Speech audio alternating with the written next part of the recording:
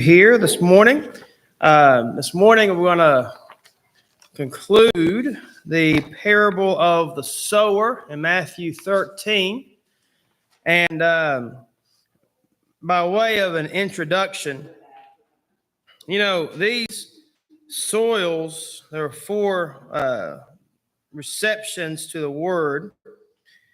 And it seems as though each one holds to it certain personalities. The first one is that of someone who is listless, thoughtless, inattentive, the heedless, the careless, and the indifferent. So that would be the wayside. And each one of these, there are going to be individuals within our community who follow after these characteristics. And so this is quite a broad parable that Christ is talking about. And then he begins to narrow down as you go to Matthew 13. The second, and that was the wayside soil. The second soil is that stony soil. And this is the one, the second soil is the verse 20 of Matthew 13 is the stony soil. And this is the hasty, the rash, the impulsive, the excitable, the unstable, the fickle-minded. Okay, so that would be the stony soil. And then the soil that is choked by the thorns as it grows and the cares of this world choke it out. Personalities of that one may be worldly mindedness, vain thinkers, proud, even the ones who are ambitious. And then the other word that popped up on this one is the word careful. And that's the idea that they are more careful about the world than about their soul. And so then you have the fourth ground, and this is the good-hearted, the true, the earnest, the confiding in God, the honest, and the persevering. And so as we look at the good ground, in verse 23 of Matthew 13, he who has received seed on the good ground is one who hears the word and understands it, who indeed bears fruit and produces some 100-fold, some 60, and some 30. Now, when you look at Mark 4, going into the parallel of this one, they have that this is one who not only hears the word, but accepts it. That's the idea of receives it, bears fruit. And this is one who is sown on good ground. And then Luke 8 talks about the honest. And every time there is an honest soil, honesty will always come before fruit. And so you can tell if someone is going to respond to the gospel by how honest they are with themselves and with the very word of God. And so you see that in verse 15 of Luke 8, where it says, the ones that fell on the good ground are those who, having heard the word with a noble and good heart. The word noble there is a sister word to the word honest. Keep it and bear fruit with patience. Now, when you look at all these together then, about the good ground, the one who accepts it, what does it mean when when Christ here is talking about the one who accepts the word? What does that mean?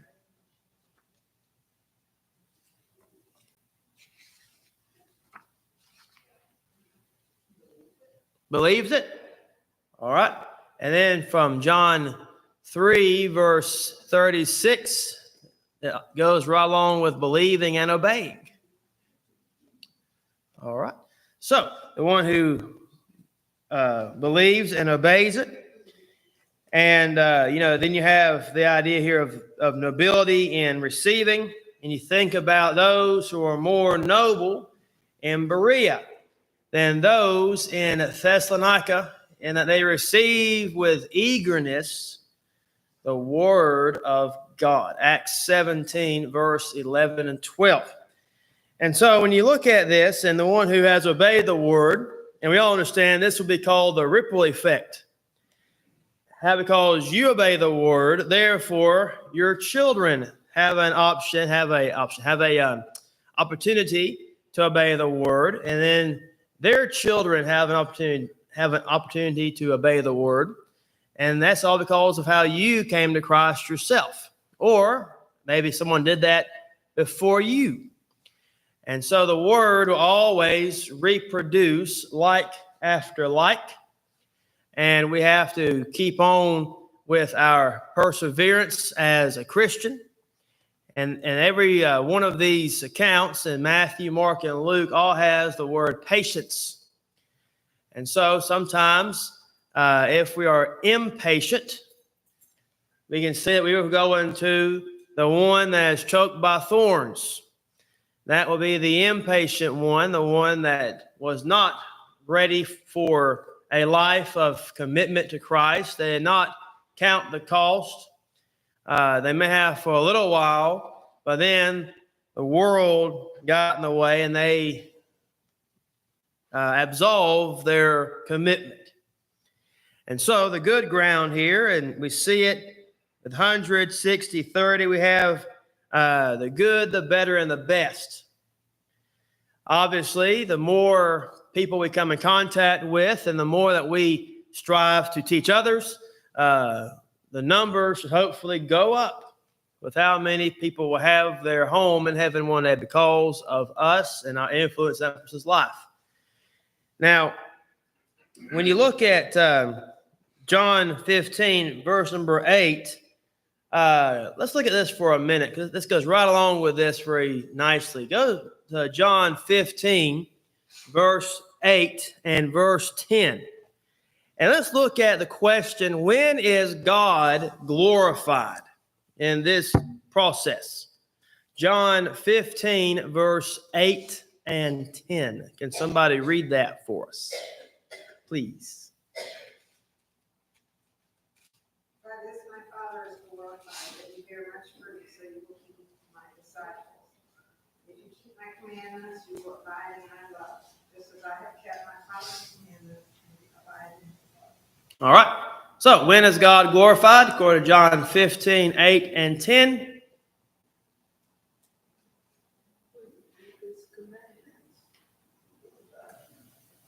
All right. When you keep his commandments. What you got? Well, I don't know if I think I'm probably off subject here, but it's related. My dad always had a garden, always, whether in the city or the country.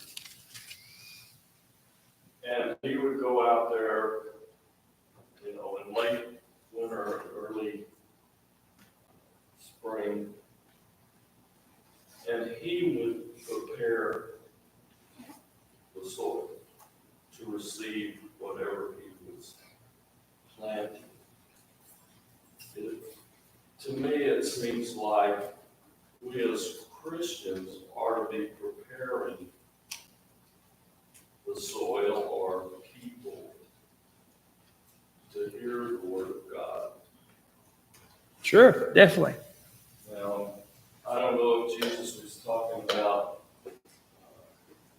the seed being sown after. It sounds to me like some of the soil was not prepared to get the word, to hear the word. Sure, yeah, I think so. Yeah, and you see the progression. So we have the responsibility of the gospel is to till the soil and make the soil with the gospel, fertilize the soil with the gospel. I may be on a parallel subject, but the soil must be prepared. Yes, it has to be. And I feel like John 15 answers more of that question than you see in the parable here. Because in John 15, it goes into has to be pruned, has to be cut back at obviously the right time. And this is all about the word of God, what he's going to say in John 15 there. And that's all about preparing, in this case, to be the vine and the branches. But I know it's a very similar concept when it comes to the soils of the parable. You have to, and obviously with the farmers, they would, they would even scorch the land to burn off any kind of toxins and any kind of, bad diseases that would have happened during the last, in between harvest. Can't think of a word. Is that they would try to, there's quite a large amount of effort that goes into preparing the soil. And so if you think about it from the standpoint of, cutting back, burning, getting rid of all of the bad things that would integrate with your stock, with your harvest, is if you take the very similar approach to the soils, well, you have to sometimes burn some stuff back. You can't just cut it halfway. You got to burn all the way back. And so I think that would go into obviously sin. Either you burn it back or it's going to burn you. It might be now, it might be for eternity, but it's going to burn you somehow. And so, and obviously I think it comes to the temptations and the lust, that's the ones I believe that we continuously cut back. And the good ground here is one that has been prepared. And I think, because when you look at who the sower is, the sower, I think ultimately is Jesus. And this is dealing with the receptions to that. And so obviously the parables are going to, the parables from Matthew 13, verse 13 through 15, about the purpose of parables, was to be a sense of judgment upon them. Are you ready to receive the truth or not? It talks about those who are blind, those who cannot see, those who cannot hear. And so it's all about willing hardness. And then you see the progression there inside the parables about the wayside, the stony, the thorny, and then finally the good ground. And we know from Christ's interactions with people is that there was always going to be that reception, and obviously I think someone can change their soil, but right now this is dealing with, and it's interesting here. I'm going to get to you in a minute, Horace, that sometimes we feel like because we don't get the results, therefore we didn't do any good. And my belief on this is we are called as Christians to plant the seed. Now, obviously, the more that we plant, the more harvest we're going to enjoy. But we're called to plant the seed. So sometimes, I know of one congregation, and they don't track how many conversions they have in the year. They say that's not important to us. It is, but it's not what they're about. They're all about how many studies are we going to do as a congregation. And then they remember doing at least one study in the congregation, which is I think is phenomenal. And then they have, I think, on average, they're doing about 200 studies a month in the community, which I think is great. But that's because everybody is working, not just one or two people. So that's also very important. What you got, Horace? What you got to look at, it's like, what, you go back to 13, or when it said, when anyone hears the word of the king and understand it not, then comes the wicked one. And catching it away, that which was sown in their heart, is a seed which received the seed by the wayside. But he never received the seed.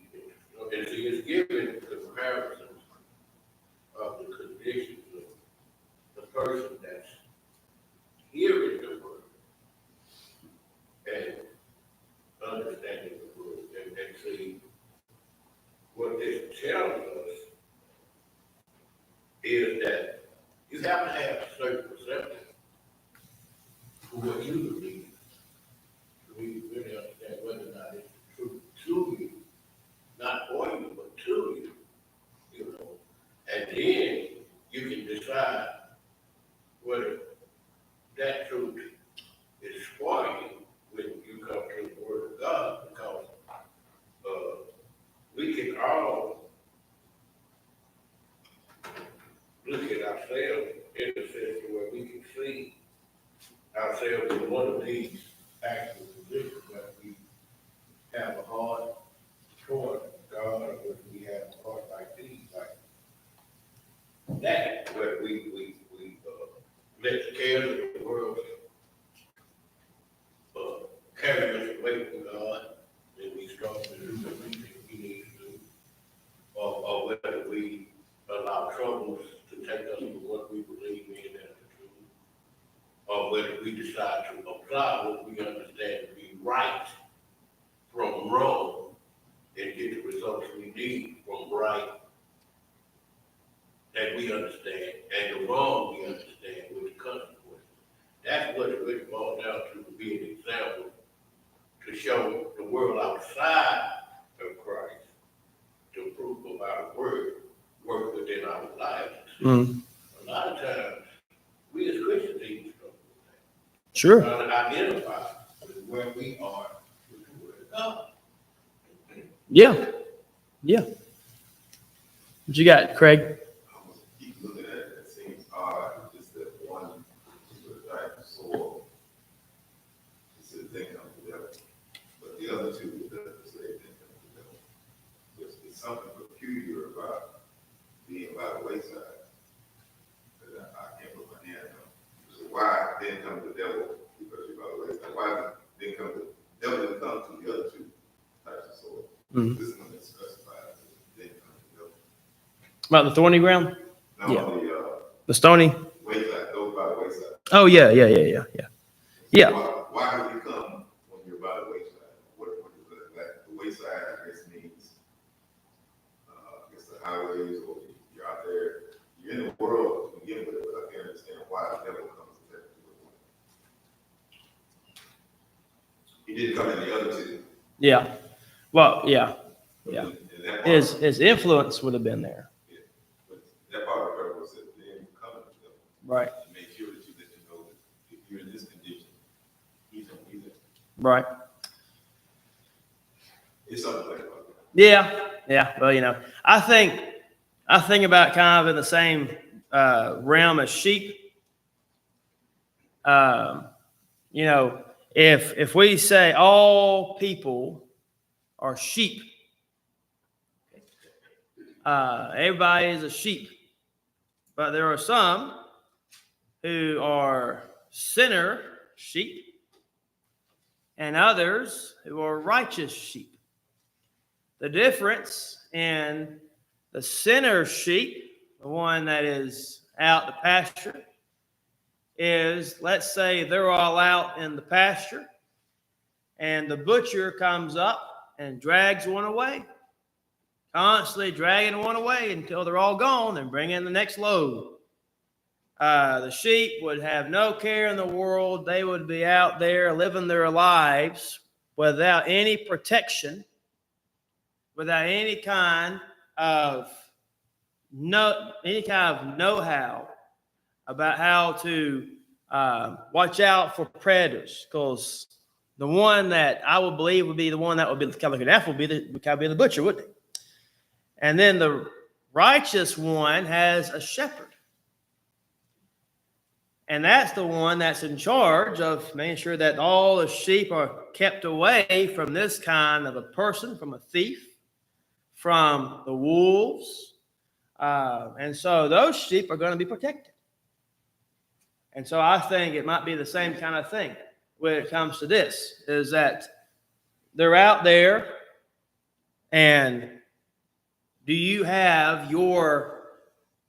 you under the shepherd's protection, or are you with the butcher? And so I think it goes right into this, is that they don't know anything, but the butcher's right there getting them. He's ready. All right. Now, while we were going through all of this was a great discussion. Back in John 15 for a minute, verse number 8, about when is God glorified? God is glorified when fruit is born.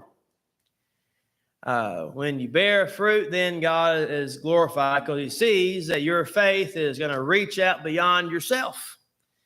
He sees that that the word of God is going to continue to be unbound, as Paul would say in his prison epistles in 1 Timothy 2.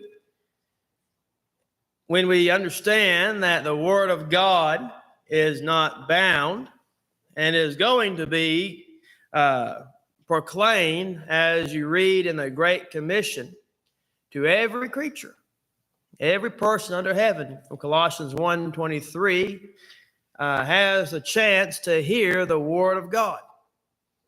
And so the good ground is the one that upon receiving this, accepting, that's the idea of obeying it. Therefore, I will go out and teach somebody also. 2 Timothy 2, verse 2. I will go out and get my family to heaven also. You think about that, and I think about in the New Testament might be Cornelius, him and his whole household. You might think about Noah in the Old Testament, him and the flood. But, and then you look at the good ground, though, is the one that's going to take care of others. And so there's going to be a selflessness around that person. There's going to be a sacrificial mindset toward our neighbor. And so the good ground is one that's going to bear fruit.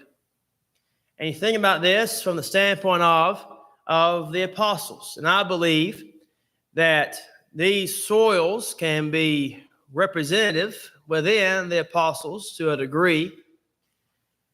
And each one had to go through their own life, and they had to determine what was most important. And we understand that some, like Judas, went with the cares of the world when he sold himself for 30 pieces of silver. We understand that there are some who could have had all the world had to offer, like Matthew, who was a tax collector, very, very affluent position inside of his society.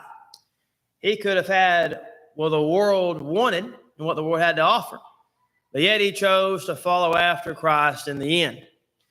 We may think about the zealot, Simon the Zealot, also called Simon the Canaanite.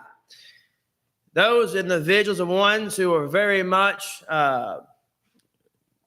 interested in only seeing somebody else take the fall.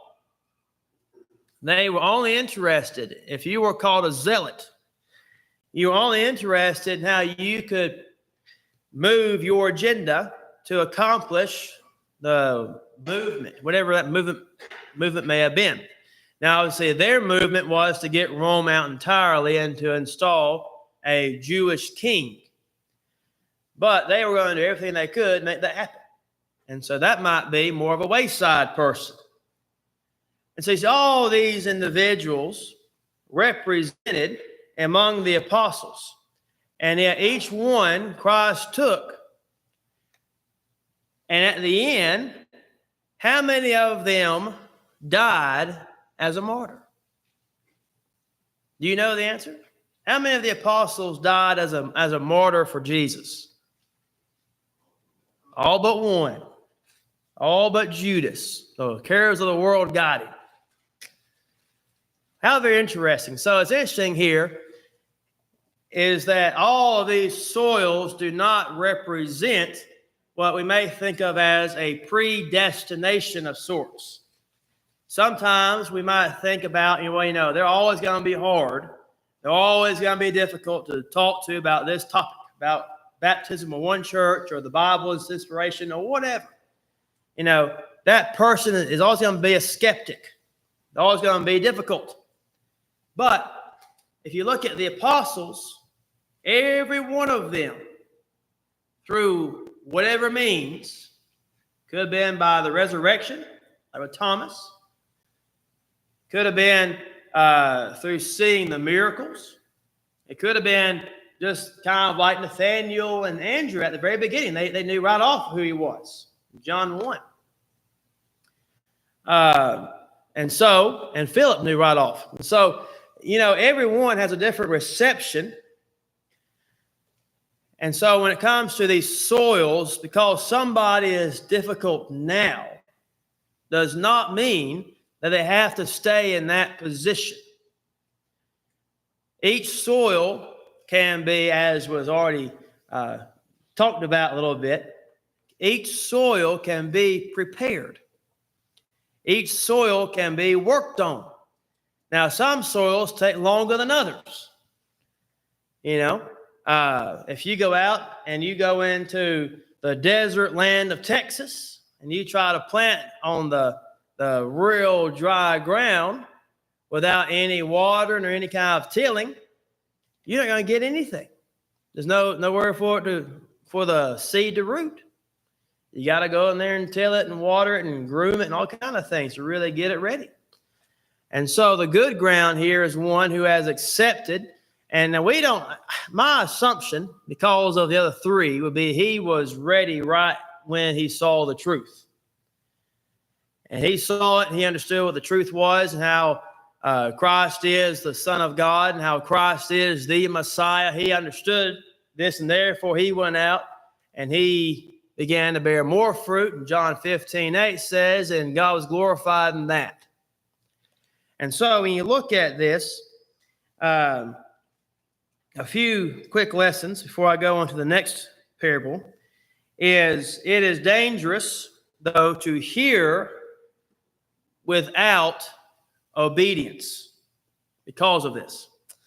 Because of three being, because sometimes, you can think about, I'm going to get my thoughts here in a minute.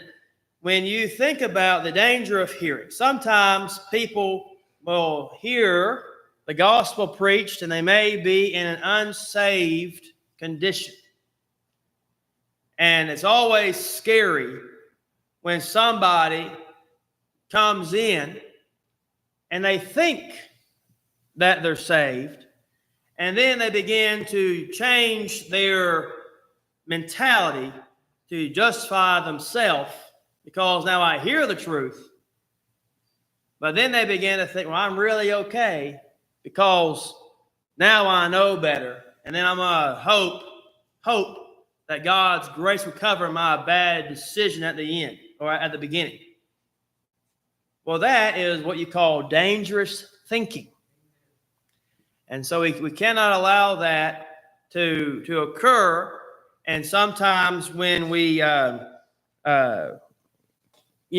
down this road, it actually creates more confusion for that person because we did not treat, we still treat them with the utmost respect, but we did not show them that if you died today, you're lost. And that needs to be a discussion sometimes. Even though it might be a hard one, I would still much rather that be talked about than for that person to go on with a false sense of security before God's throne, and then you have to duke it out up there. And every time, God always wins. And so we don't want to have anyone in the danger zone of hearing, changing their mind down the road, and they're still going to stay lost. We have to make sure that everyone who has the heart for it and honesty will strive to be obedient to the gospel of Christ and will strive to do what is the right thing to do by putting on Christ in baptism, and will strive to do what is the right thing to do in spite of what we've done in the past. And so we have to be very careful about that. Go ahead.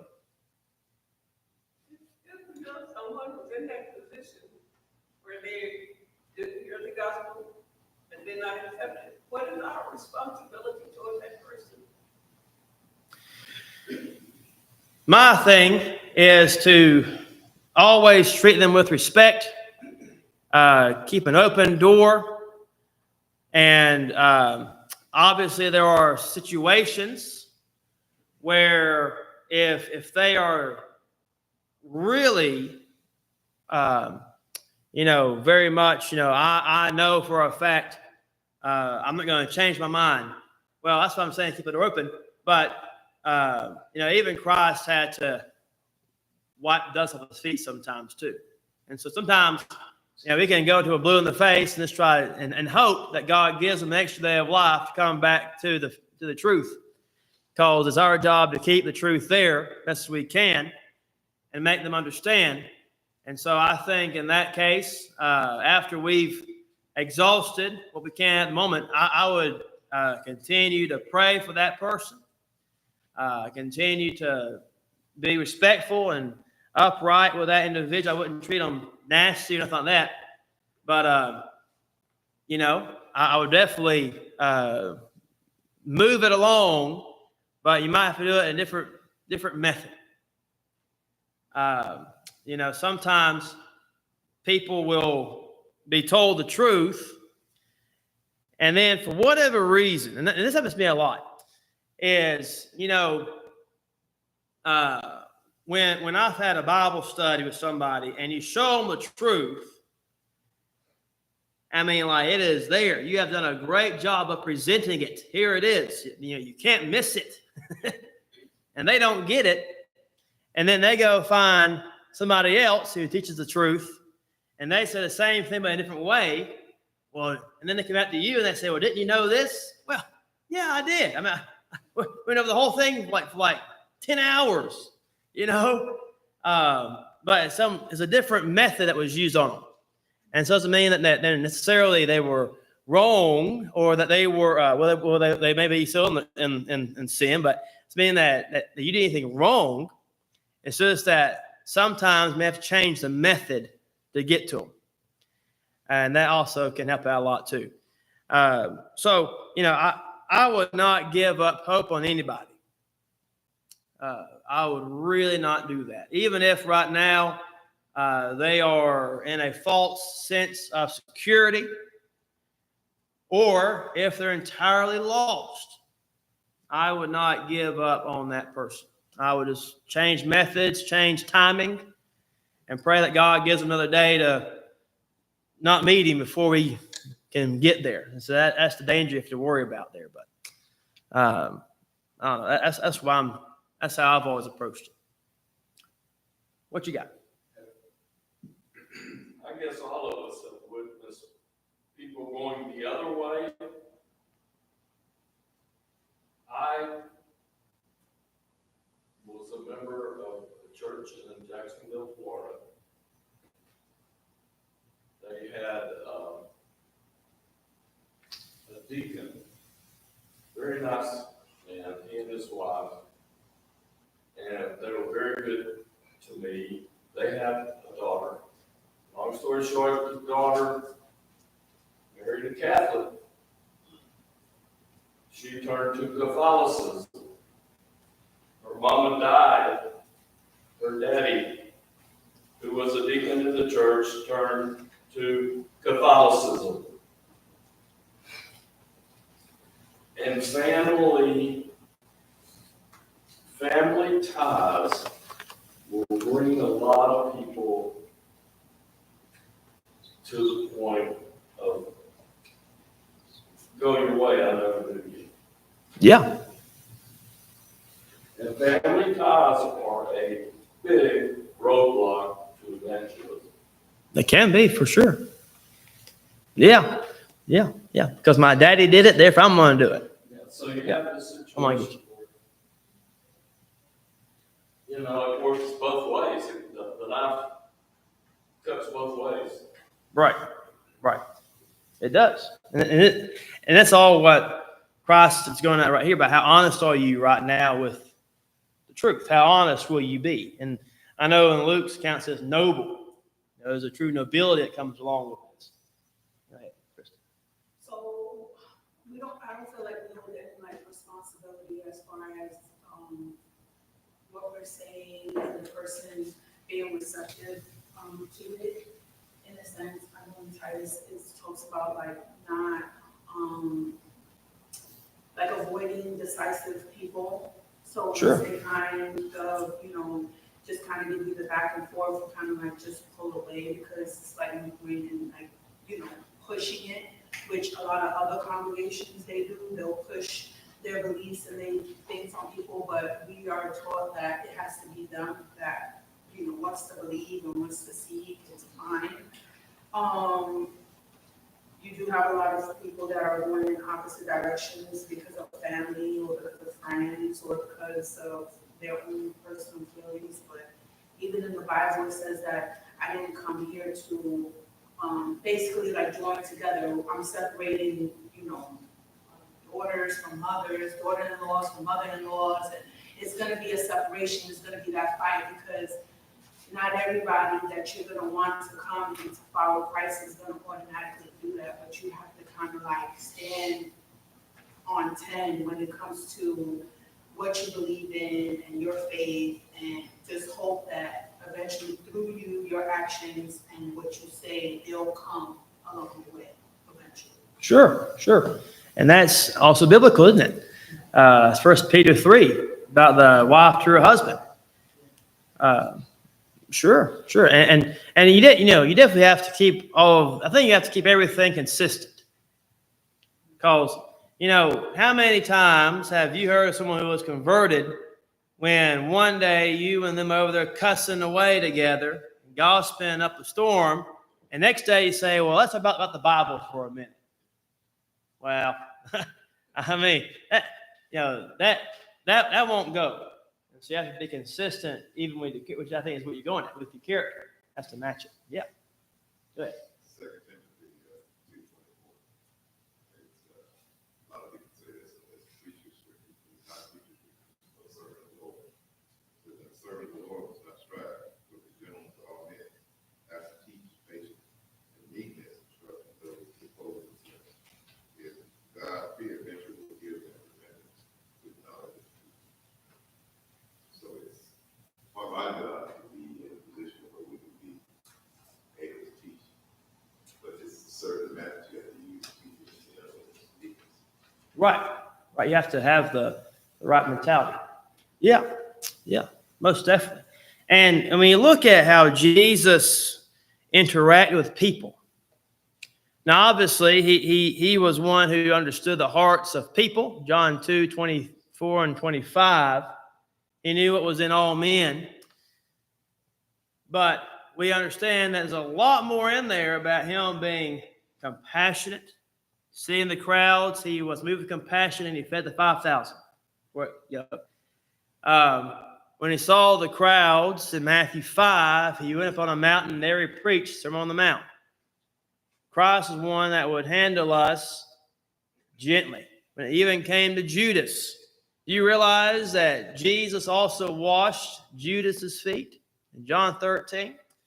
And also that when the Last Supper was occurring and Judas left before it happened, that he did not point out Judas and say, here's the man who's going to do the betraying, go after him. And what's interesting there is that Peter had a sword. He could have, probably. And yet we know that there was a great meekness there, and that is one of the I ams of Jesus that we don't go into a lot. Normally go to the 7 I ams of John for that, but in Matthew 11, verse 28 through 30, where Christ says that, for I am meek and lowly in heart, and there you shall find rest for your souls. For my yoke is easy and my burden is light. And so that's I am. I am meek and lowly, straight under control and gentle.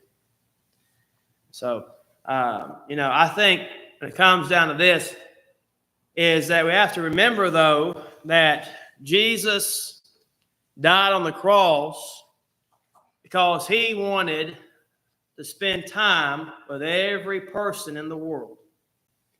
He wanted everyone to spend time with, for them to spend time with him. He died for everyone to get into Christ, to put on his name and get to heaven one day. He wanted all of that. That's Acts 4:12, John 14:1 through 6. for some verses there. But when you think about the importance of Jesus and even the cross itself, he died while we were yet sinners, without the strength of God in our life. He died while we were without strength, while we were ungodly, that he might bring us into the grace and the love of God. It demonstrated itself through the person of Jesus and the cross. And so, when it comes to this, we have to be very careful about hearing without obedience, but also along the same lines, we have to be actively hearing, which prepares for better obeying. And so, as we read the scriptures, as we come to church, as we interact with other sound gospel teaching in other ways, are we actively hearing it, or do we see it more as background music? You put it on while you do your own thing, and then you pick up a tidbit here or there. Do we actively listen to God and to his word? And so some verses along this line will be 1 Thessalonians 2:13 and 2 Thessalonians 1 verse 3. We have to be better obeying, which comes out from better hearing. Now, let me double check my time. I've got 2 minutes, so I'm not going to jump into this one. But next week, we're going to talk about the parable of the wheat and the tares. And so if you want to go ahead and read that, that would be, I know, beneficial. But are there any other comments? We have another minute or two. Any other observations or questions real quick? Okay. Well, we'll stop about a minute earlier then. Thank you for being in class today. Thank you for your comments. Appreciate y'all very much. And we'll have worship here in a few minutes.